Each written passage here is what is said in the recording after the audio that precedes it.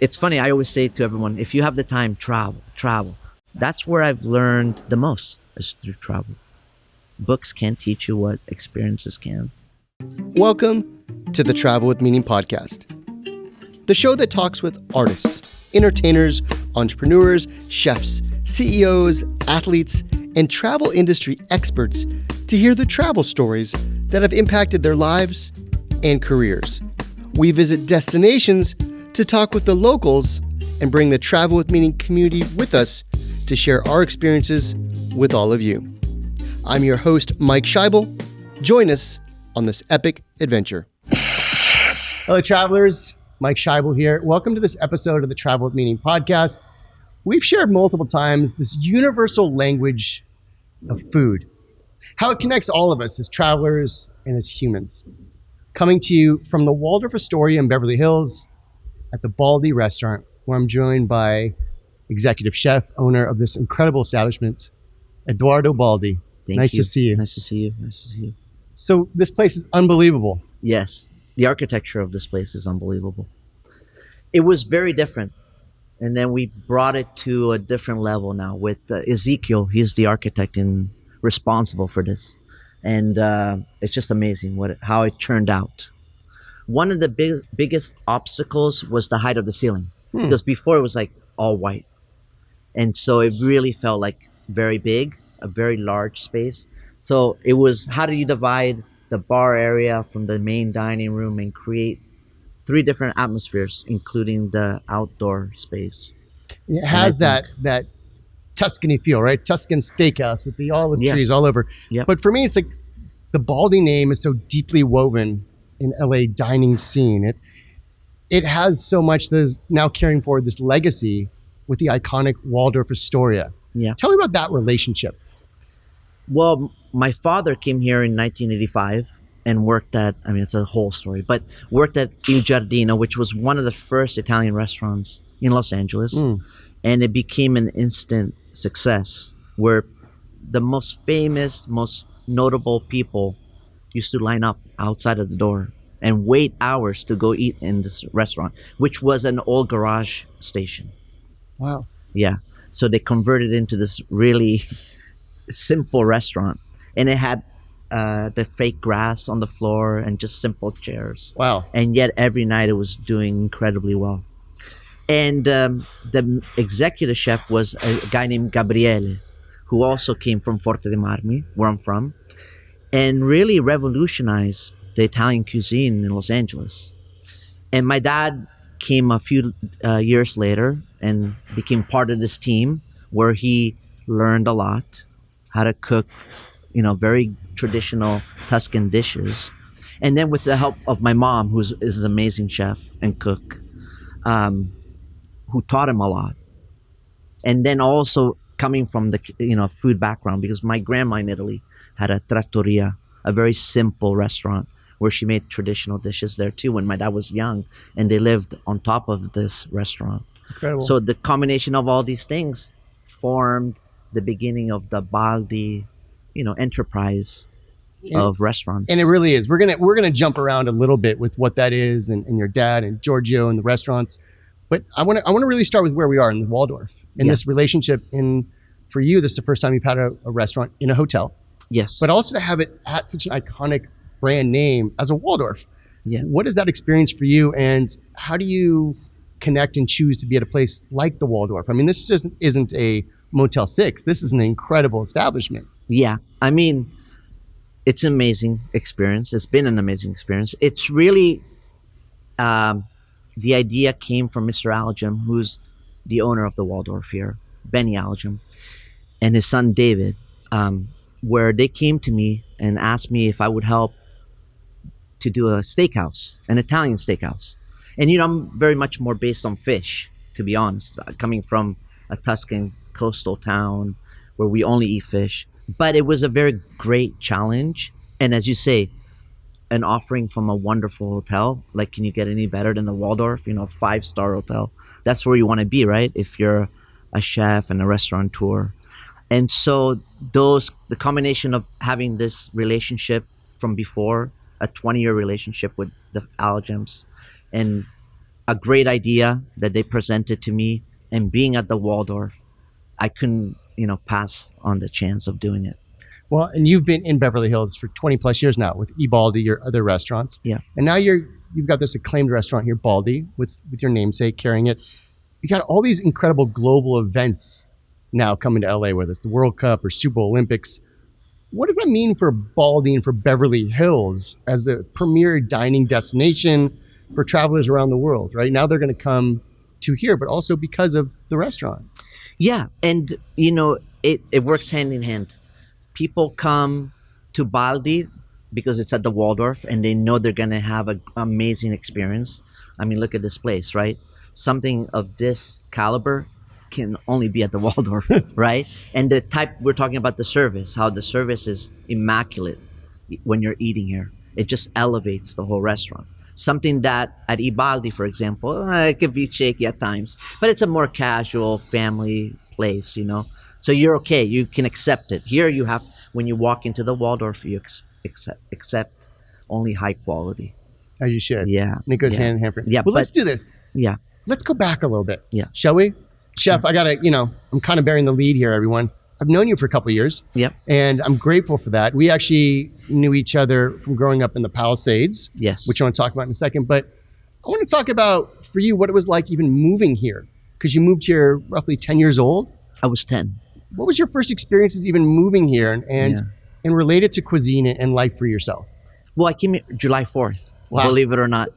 And so it was very shocking to me. I mean, the whole thing was very shocking because I came, obviously coming from a small town to LA. And then on July 4th, I remember landing and going to the supermarket. That was our first stop. But the supermarket was huge. It was a Safeway. It was a Safeway on Santa Monica Boulevard. And there was no one in there because it was July 4th. So everyone was, barbecuing or doing whatever they're doing or at the beach. And to be so little in this huge space with no one there, it was very shocking. But the shock goes beyond that because it was hard for me to come here and leave everything behind in Italy. I always say to my mom, even today, why did you bring me here in the first place? Really? But it was out of necessity. My dad saw a great opportunity, and obviously, it's turned out in our favor to be here. But it was hard to come here and leave Italy behind. It's interesting, and I think I've referenced this to you before. It's like there's a phrase I like to use that not all journeys are measured in miles. I'm sitting across from someone that I've known 30 plus years, and you just talked about even about this journey coming here from Italy. Yes. And this legacy that the family name has created within the dining scene in LA. What was life like growing up in the Baldi household? So you guys end up moving to the Palisades after Georgia opened 1990, right? In Santa Monica Canyon. What was life like? Were there family trips? Like, how did travel and adventures? Did you go back to Italy every summer? How did you start to create who you are? Well, the honest, I couldn't go back. We couldn't go back because we kind of stayed here or past our time to be able to stay here. So we had to go through the legal process of becoming legal, believe it or not. So that took us several years. And then plus I couldn't go back because of the military, because I had skipped going to the military. So I had to get permission because obviously I was here and I couldn't leave. So it was a little entanglement. But I went back for the first time when I was 18. So I hadn't gone back for 8 years. And my dad took me back and I had a wonderful trip with him. He took me to, first because I went back to my hometown. I saw my friends. Even though 8 years passed, it felt like a second. Nothing had changed between me and my friends. But also spending that time with my dad was beautiful, beautiful.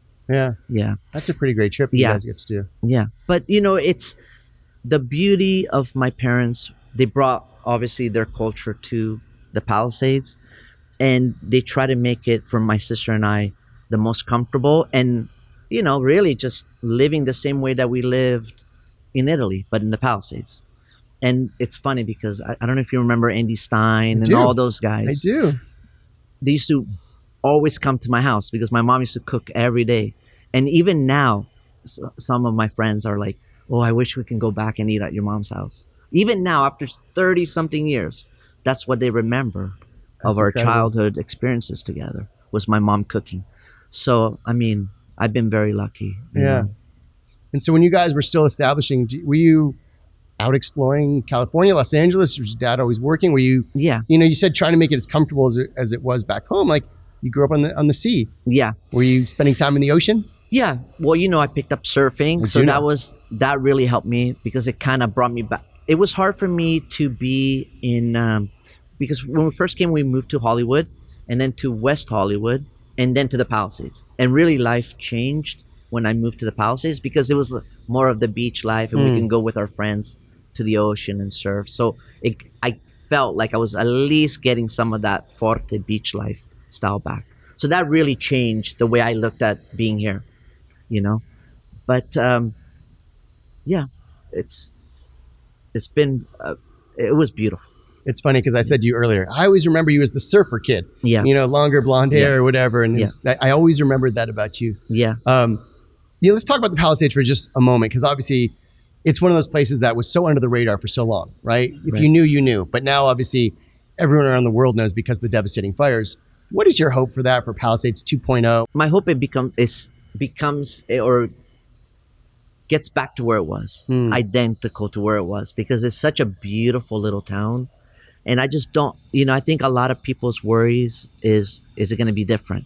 Is the Palisades going to be different? And you know what I'm talking about, right? I know. It's like, and as you say, when I moved to the Palisades, my life changed. It went back to feeling like it was in a small town. You have your friends. You can go out, bike, skate, go down to the beach, not worry about anyone, creating problems. I mean, it's a beautiful life, a beautiful place. And I just hope that it gets back to where it was. Well said. Yeah. Well said. Let's talk about, okay. Did you know you were always going to be a chef? Because I've always been curious about it. You did. Yeah. That path was carved out for you. In life, sometimes, like especially when you're in high school, and maybe I should try something else. So, we all try and maybe go a different direction. But did I always thought that I would do best in the food sector? Yes. I knew it from when I was very little. When my mom, as we spoke about, like my mom used to take me and my sister on the bike and go to the bread store and then go to the open fish market and to the vegetable market. The farmers markets that here have been recently really, grown into place. There have been for, many decades, centuries. So I knew because I really enjoyed doing that. It made my day much better, and I look forward to doing those kind of tasks with my mom. So that's when you have to go back and realize, wow, I was really meant to do this, even though at times you question it. And plus now passion has taken over. Yeah, I love that. Yeah, my passion, which really started with desserts when I was little, has taken over, and now it's all about food. I think about food, I eat food, I can't go on vacation without thinking or going places. My vacation are really based on food. You talked to me about this. Let's kind of couple those two together. The vacation travels. You said that, and I was asking you about like, where does your inspiration come from? And you talked about some of these trips you've taken. Yeah. And so kind of carve this out from us. So you grew up, you leave the Palisades, let's come full circle. Where are some of these travels that really had a big impact on you that start to plant seeds to be the chef that you are? Well, I mean, the biggest impact has been to Italy, going back to Italy and really enjoying different places and different regions for their different foods. And you went back soon after high school and spent extended time? Well, when I was able to go back, because the whole military thing went, then yes, I went back several times a year and really just enjoyed. And I really absorbed a lot of different foods from a lot of different people,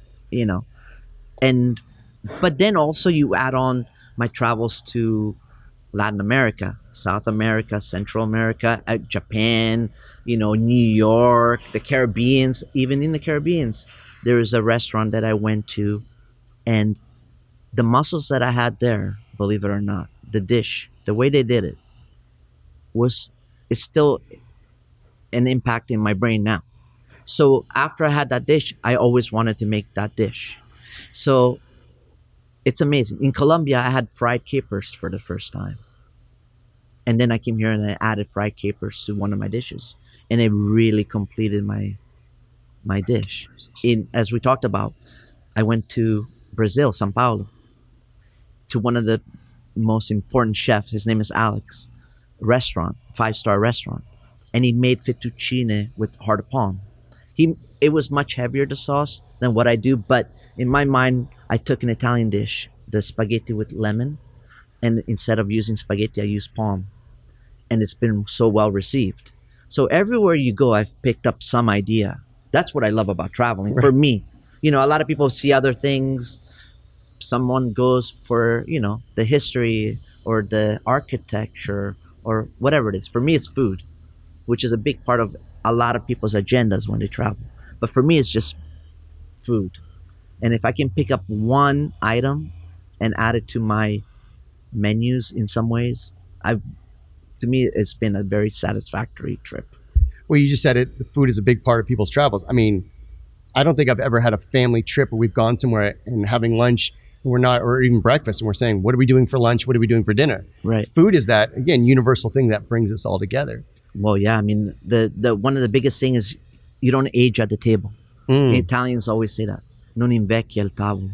It's like time stops because you really enjoy and you're with your family or your friends, and it seems like time just kind of vanishes, which is also part of, I always say, to the front of the house.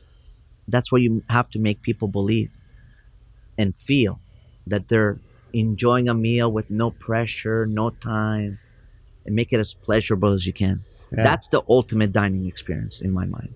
Great food, but with also great atmosphere and a place where you feel safe, like you're eating at your own home with your own family.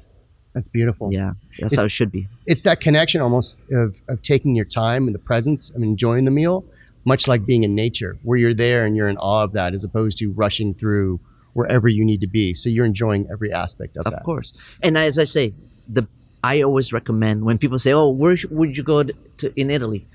Because I have Florence, Rome, Naples, Milan. I say, wait. Go to Florence and spend a week and get to know the Florentine people. And maybe you get invited, no, maybe you probably will get invited to a meal at their house, and walk and enjoy breakfast, lunch, dinner, the scenery, the art, go outside a little bit in Chianti, enjoy the nature. That's how you really enjoy a trip. Not going from point A, point B, point C, trying to get everything in. That's not the way, in my eyes, to travel and enjoy. No, I'm a big fan of that. It's not about the ticking boxes. It's about really dropping deeper into that. Yeah. So you mentioned like the Brazil, you mentioned, even other places you went. These were places you planned to go to kind of take your time and learn about cuisine and everything? Yeah. And so when we were talking earlier, you said the same thing about Tokyo in Japan. Yes. You went, how much time did you spend there? A week only, which is nothing, as you know. Right. But I went to the Tokyo fish market, which was an amazing experience. If I had something like that here, I would be there every morning getting the fish. Unfortunately, we don't have such a thing in LA. But I mean, the quality of fish, from the tuna, obviously, but the hairy crabs, and I mean, they have all sort of things that I wish I had here. But also from the restaurants and the produce, everything in Tokyo just surprised me and left me in awe of how dedicated they are with their food and how precise they want to be and how high quality they want to be with their food. It's like a religion almost. Interesting. Yeah. So you feel like you get to learn at the same time, because you're not just a tourist. You're definitely that traveler who's taking it all in as a sponge. How do I incorporate this into my life, my career, and everything from there? Yeah. Well, even in Japan, I was recommended to go to how do you say, it's all fried. All the fish is fried. And the sushi chef, the chef, he's sitting in front of a bowl of oil. Tempura, sorry. Took me a second. But it's all vegetable tempura and fish tempura, but really it cooks it right in front of you. And you're sitting there around maybe 5 people. That experience made me come back and really work on my tempura. In Italy, you use pastella, which is kind of a similar idea, which is water and flour, sometimes a little bit of egg white. Tempura is a little bit lighter. It's really just water and flour. But it made such an impact on me how good how good it, because it's really water, flour, then oil, and then the best quality fish or vegetables you can have. And those four ingredients made an incredible experience on me. Mm. And so even that, I came back and I just started experimenting and doing. I mean, there's not much to experiment, but how do I get it the best, I can possibly get it? It's interesting. I love that you keep pulling back, whether it's the Brazil trip or Tokyo and all these things that you get to incorporate. Yeah. What do you think's been your most meaningful trip you've ever taken? What, in cooking, I would say foundation. You have a lot of restaurants, a lot of chefs, but a lot of people don't or haven't learned what foundation. You build a house, right? So when you build a house, you have to have pylons or a floor, and from there you build a sturdy house. If you just build a house on dirt, it's gonna fall. And so I learned foundation in Italian cooking. So everything, the first and foremost is my trips back to Italy, learning how to cook properly. Once you understand foundation and how to go from point A to point B to point C and build flavors on top of each other, then you can incorporate different flavors from different worlds, from different countries, from different areas, different ingredients. But you have to have the foundation to build a sturdy dish. And so Italy is always going to be the most impactful experience for me. You go every year to Italy, at least? At least a couple times. Italy is one of those places, whether I'm working with clients to go to Italy or talking to people on the podcast, it's one of those things that, from the food, from the history, always has that foundation. Yep. So if someone's going to ask you, I know we kind of said about, take your time, but where are some of the places? Give us a hidden, chef kind of recommendation that you're telling someone, oh, try this spot, or somewhere that you seek out. When you get there, where do you go eat? What do you do that kind of... In Italy? Yeah. I go to... A lot of people are stuck on the Michelin stars, on the fancy restaurants. That's not where I go. I mean, I can have one experience, to understand, and I understand a lot about how and why people do the dishes that they do, But I prefer going, for example, my mom is from Piacenza. Piacenza is a town in Emilia-Romagna. It's not one of the more famous towns, but they have incredible food. But they're they're a little bit heavier. They focus on butter, cream, homemade pasta, which is egg and flour, and then a lot of meats. That's what they're known for. But you go into the countryside of Piacenza, and you go into a house, because the restaurants are not really fancy restaurants. They're houses that they open to people coming to eat. So they have, maybe the living room, they turned it into 5 or 6 tables, and then they have another room where they make all the pasta, and then they have a little kitchen. That's it. And you enter and you see these women. They're called sfogliatini. They make the pasta. They sfoglia. Sfoglia is a very thin pasta. So they make the pasta with their hands. But you should see it. This table is nothing. You add another 2 or 3 tables to this, and they extend it like a sheet, like a bed sheet. And then they fill them, or they cut them. And then they toss them in the water, and that's where you're eating. Those are the experiences I think everyone should experience. You see it with your hands, with your eyes, these women making this beautiful pasta. Love that. From morning till night. And then you just eat these beautiful, simple ingredients. What's better than that? Does it go back to what you also said, passion, right? Because it's it's the legacy, it's the passion. It's part of that hidden ingredient in that. Even for you, it's like, this is your lifeline, this is your blood. Yeah. It's funny because I've been cooking this eggplant. Tell me more. Just on the grill. Oh. Yeah, I just slice it, grill it.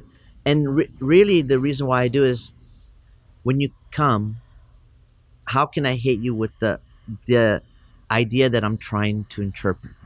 And the idea is the grill and the smokiness of this beautiful grill that you arrive with burning olive wood, and wood charcoal together. You get this aroma of the meat. That's what's, I think, differentiates us from all the other steakhouses. But I want to give you that hit of smokiness and of the grill and what you're about to experience in one item. So I did the eggplant, and I do a little bit of minced parsley with garlic and olive oil, hint of sea salt and lemon juice, and I serve it to you. But the beautiful thing about it is Mr. Allergen, who he's not Italian, he's Middle Eastern and American. And yet he came to me and said, wow, this reminds me of when my mom used to make me the eggplant. Wow. The same flavors. So that's what I try to achieve, is how do I create dishes that are not just Italian, but and can cross cultures, right? And every perspective of someone's views in life, but hit you in the heart and bring you back to your memories when you were younger of eating. And that's really, I mean, this is really true. This is what I try to achieve. It goes well beyond Italian food. It goes, how do I hate you and make you go back to your past and really attach you to the food that you're eating? So that's always been my goal, because I do it for myself, right? I opened the cafes, really, and it's silly, but not to make money or to try to build something. It was really because I wanted to eat breakfast like I used to in Italy.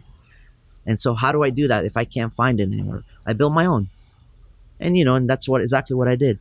I cooked the food that I cook, desserts, to bring me back to, I live off nostalgia, which is sometimes not good. I don't know if it's so good, because you should be living on the present and future.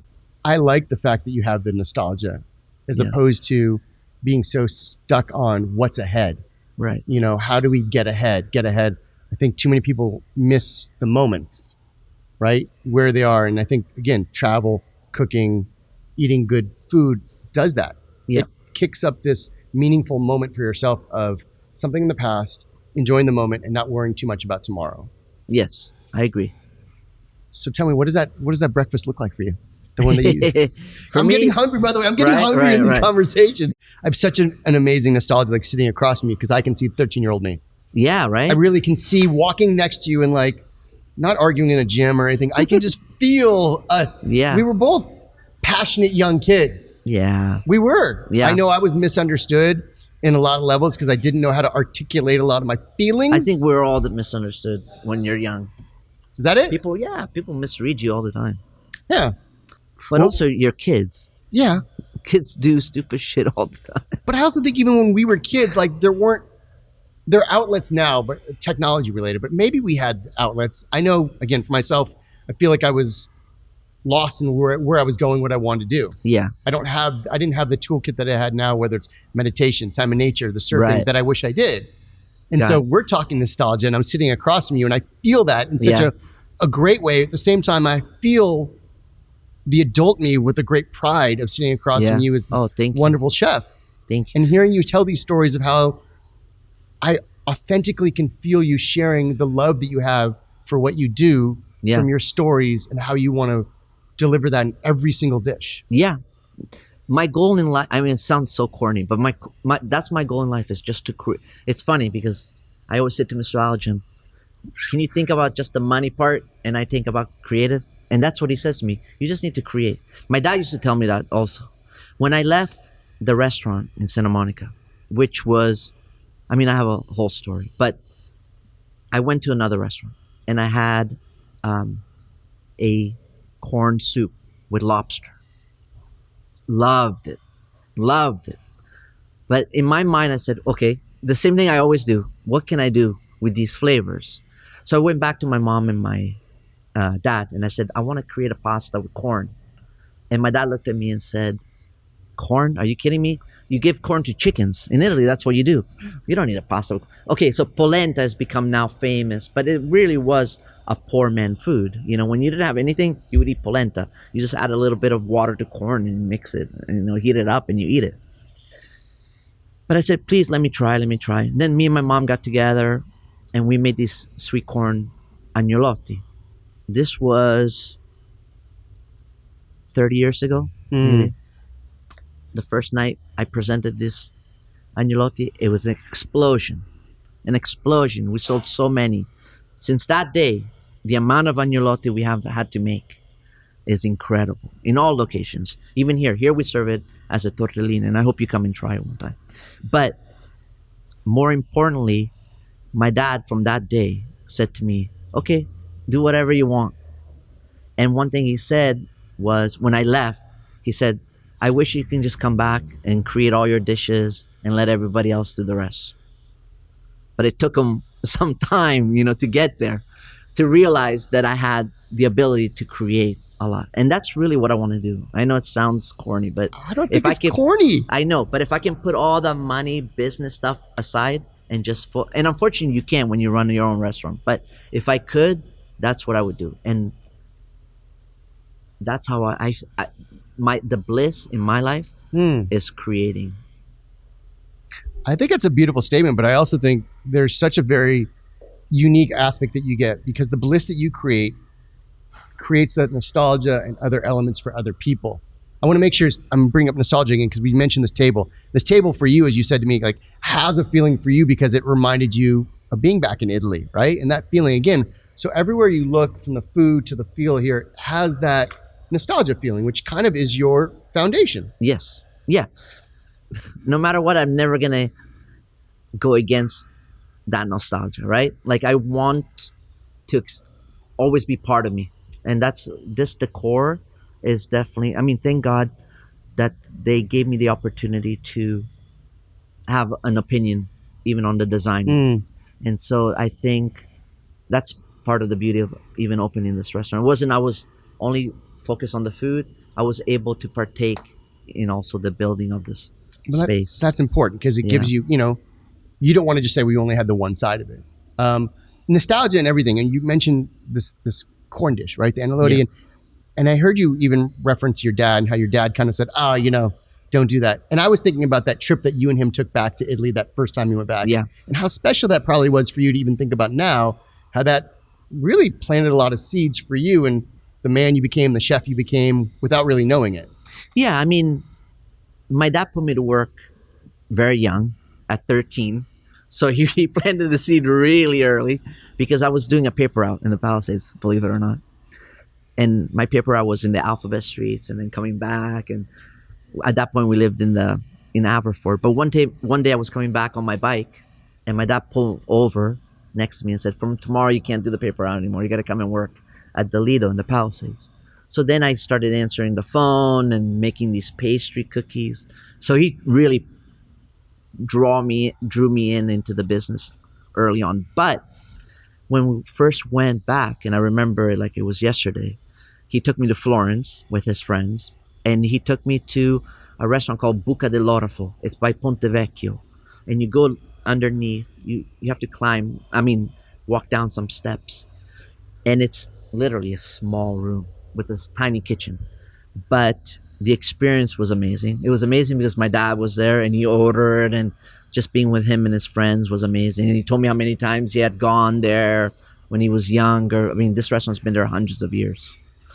And so that was amazing to hear all the stories, but also to experience that with my dad after not being there for a long time was very good. That's really cool. Yeah. I really feel like every part of this conversation is like a course of a meal, but it always comes back to this wonderful nostalgia of the essence of what it is. Yep. And it's true in who you are. And again, I love that. I keep reminding myself, I'm not a 13-year-old and we're sitting across from you, because there is a wonderful, responsibility you now have carrying on the family name. Yeah. Right. And what you do, and the legacy that your dad also helped create in this city for Italian cooking, for great meals. Do you feel that as far as being at the Waldorf? Yeah. Thank God for my dad that brought me here and really paved the road for me. He paved the road by making me work at a young age, and also creating a beautiful name for himself and a very important name in the culinary scene, in Los Angeles. So he opened a lot of doors for me, obviously, right? It was for me to take, but I took it, and look where it's now. I think being at the Waldorf just makes the Baldi name so much grander, holds much more responsibility.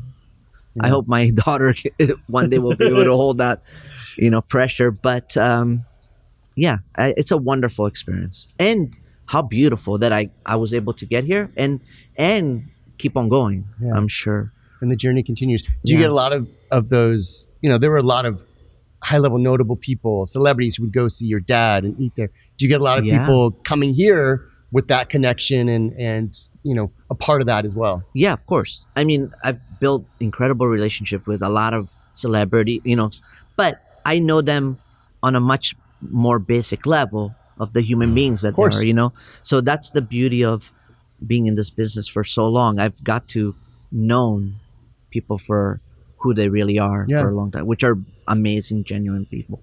It's funny because Robert Wagner, who actually helped my dad in one of his first articles on West Channel Road. He had a lunch. My dad cooked the lunch for him and his wife, and they, had someone take pictures, and they wrote a whole article on it. Because Robert Wagner used to even come to the palace. He lived next to Paul Revere. Okay, and I know all his family, all his daughters. They're all amazing people. But he called me. He just turned 90. I don't want to ruin it for him, but in his 90s, and he's coming to eat next week. I mean, but I love you, and I love him. We've become like family. So a lot of these celebrities with time have become like family too. Right. A lot when my dad passed away and we had his funeral, the amount of important people that showed up and filled the space. I mean, it was amazing. It was a true testament how, celebrity or not, what a restaurant can do is create a huge family, people that have been coming for years, and they look at you, yes, of course, for what you do and how you cook, but also as part of their family. That's one of the beauties of having a restaurant that has longevity. You create wonderful relationships. It's also that, again, keyword for this episode is nostalgia, that feeling you give them eating the food, whether it's the connection to the moments and memories that they had with your father and his legacy, but also yourself. And you said that you get to know these people on the personal level, and it's almost much like a conversation I'll have, whereas I'm not a chef, I'm not a musician, but I'm talking travel. And, you mentioned being in Florence or somewhere else, and I can feel my moments or myself walking down the street. Yeah. I mean, travel brings people together like food, right? You have something to talk about that you've both experienced. Doesn't matter who you are or what you believe or what job you do. But you've traveled, you've lived through the same experiences. That's right. It's something that you can share. So what does travel mean to you? Learning, relaxing some, but really learning being more acceptable to different people, different ways of doing things, different views, different foods. It's amazing. It's one of the best things you can do, by the way. It's funny, I always say to everyone, if you have the time, travel. I'm like, I preach a good thing. I'm always working, and I do very little of traveling. But if I could, that's where I've learned the most, is through travel. Books can't teach you what experiences can. I mean, at the same time, you still said you were in Vancouver yesterday. So it seems like you do get out and you kind of open your lens and try and fill your cup with what it is. And I got to tell you, Chef, it's been such an honor to sit with you, to hear the stories and your journey, but to also just reconnect with you and also just acknowledge you for this incredible acclaimed restaurant and what you're doing for not just Beverly Hills, but for the culinary scene in Los Angeles, because our city needs love. Yeah. We need a lot of love. But I love it because I love representing LA. I think LA is a wonderful place. Let's give it up on that. I appreciate that. Yeah. Before we wrap, we're going to do a speed round of questions. Okay. I know. Got it. You practiced, right? You studied? No. Okay, good. Not at all. Okay, good. Me either. We're going to put 60 seconds on the clock. Chef, here we go. What is your current country count? 5. Place you still want to visit? Thailand. Place you tell people to visit? Italy. Guidebook or phone app? Phone app. Window or aisle? Window. Mountains or beach? Beach. Airbnb, hotel? Hotel. Boat or train? Boat. Kindle, hard copy? Hard copy. Sunrise, sunset? Sunset. Do you collect anything from your travels? Shells. The thing you need on a flight? A book. Best travel lesson? Take it slow. Favorite national park? Yosemite. Besides your own, favorite restaurant in the world? Oh, tough. Matsuisha. Favorite airline? Lufthansa. Favorite hotel? Four Seasons. Kona. Favorite food? Italian. Favorite place in the world? Rome. Chef, again, what an honor it is to see you and connect with you and hear your stories. People, make sure they come here to see you here. Yes, please. All right. And just come enjoy food. Enjoy food in general. All right. With your friends and your loved ones. It's really made with true, authentic passion it comes from a place. It's not just on a menu. It actually made with love. Yeah, food that's made with love. Stories. Every dish that I make has a story behind it. Give us one dish. Give us one dish that we didn't talk about. Like we talked about the eggplant. Give us one that like people are like, they look at the menu, they're like, oh, now I need to have that. Linguine with clams. Tell me more. Well, It's my favorite dish, actually. Yeah. Is it really? It actually is. So in Forte de Marmi, they grow, they don't grow, nature grows in the sand. A little clam, baby clam, it's called arcella. And my grandpa, my mom's dad, used to go and fish them. So you have to wear like, you strap this like fishing net made with a post, and it goes down into the sand, and it slowly filters the sand, and it captures these little clams. Then what you do is you have to put them in a bucket overnight with a plate at the bottom of the bucket with water, with seawater, so all the sand filters through and falls at the end of the bucket. Then you can make in umido, like with a little bit of broth and tomato. You can make it with spaghetti. The number one dish in the world for texture and taste is spaghetti with arcelle. And I duplicate it with clams because here we can't get arcelle.